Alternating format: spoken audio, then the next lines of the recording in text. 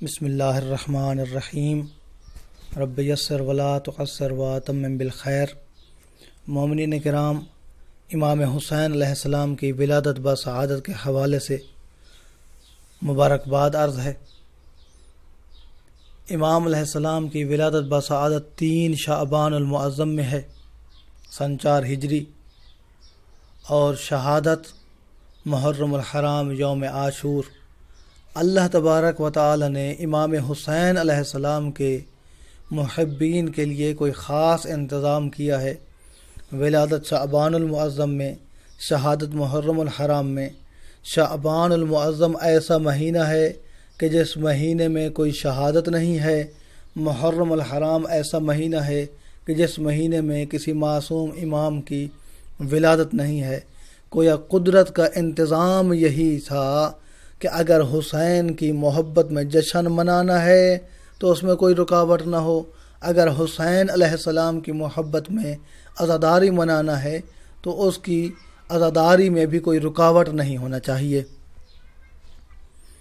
مولا امام حسین علیہ السلام کے متعلق پیغمبر اسلام صلی اللہ علیہ وآلہ وسلم فرماتے ہیں: اذا اراد اللہ بالعبد خیرا قذف فی قلبہ محبت الحسین۔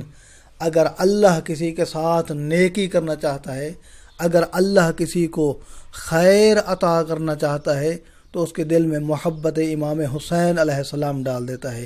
محبت امام حسین علیہ السلام نیکی ہے، محبت امام حسین علیہ السلام بھلائی ہے، محبت امام حسین علیہ السلام خیر ہے، محبت امام حسین علیہ السلام مقدس ہے۔ پیغمبر اسلام جب بھی امام حسین علیہ السلام آتے، اللہ کے رسول بلند آواز سے کہا کرتے تھے: مرحباً بک یا زین السماوات والارضین، او آسمان و زمینوں کی زینت حسین، مرحبا، خوش آمدید، زہ نصیب۔ یہ پیغمبر اسلام صلی اللہ علیہ وآلہ وسلم کا طریقہ کار تھا۔ اللہ کے رسول نے کبھی حسین کا ذکر ہوا ہو اور اللہ کے رسول نے مولا حسین کے فضائل بیان نہ کیے ہوں، یہ ہو نہیں سکتا تھا۔ اللہ کے رسول اگر مسجد نبوی میں ہیں، نماز جمعہ کا خطبہ ارشاد فرما رہے ہیں، نماز جمعہ کے خطبے کا حکم یہی ہے کہ اس کے اندر کوئی بندہ بولے نہیں، اگر کوئی بول رہا ہو تو اسے خاموش کرنے کے لیے بھی نہیں بولنا چاہیے۔ ادھر نماز جمعہ کا خطبہ ہے، ادھر مسجد نبوی کا دروازہ ہے۔ امام حسین علیہ السلام مسجد نبوی کے دروازے پر آتے ہیں، عبا کا دامن الجھتا ہے۔ امام حسین گرنے ہی والے تھے کہ اللہ کے رسول نے خطبہ چھوڑ دیا۔ پیغمبر اسلام صلی اللہ علیہ وآلہ وسلم نے نماز جمعہ کا خطبہ چھوڑا، مولا امام حسین علیہ السلام کو اپنے ہاتھوں پر اٹھایا اور چھوٹے سے حسین کو اپنے معصوم ہاتھوں پر بلند کر کے لوگوں کو تعارف کرا رہے ہیں: ایھا الناس ھذا حسین فاعرفوہ وانصروہ۔ لوگوں دیکھ لو، یہ حسین ہے، اس کی معرفت حاصل کرو، اس کو پہچانو اور اس کی مدد کرو۔ اگر کوئی عید کا موقع ہے، امام حسین علیہ السلام نے کہہ دیا کہ لوگوں کے پاس تو سواریاں موجود ہیں، ہماری سواری موجود نہیں ہے، تو اللہ کے رسول خود ناقہ بنے ہیں، امام حسین علیہ السلام کو سوار کرایا ہے۔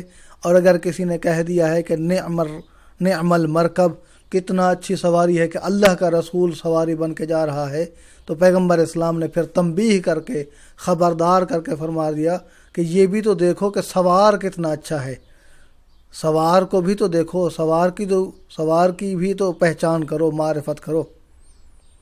پیغمبر اسلام صلی اللہ علیہ وآلہ وسلم کے ساتھ، اللہ کے رسول کے ساتھ امام حسین علیہ السلام نے 6 سال کا عرصہ گزارا، اور یہ 6 سال کا عرصہ قدم قدم پر پیغمبر اسلام صلی اللہ علیہ وآلہ وسلم نے امام حسین علیہ السلام کے فضائل اور امام حسین علیہ السلام کے مناقب بیان فرمائے ہیں۔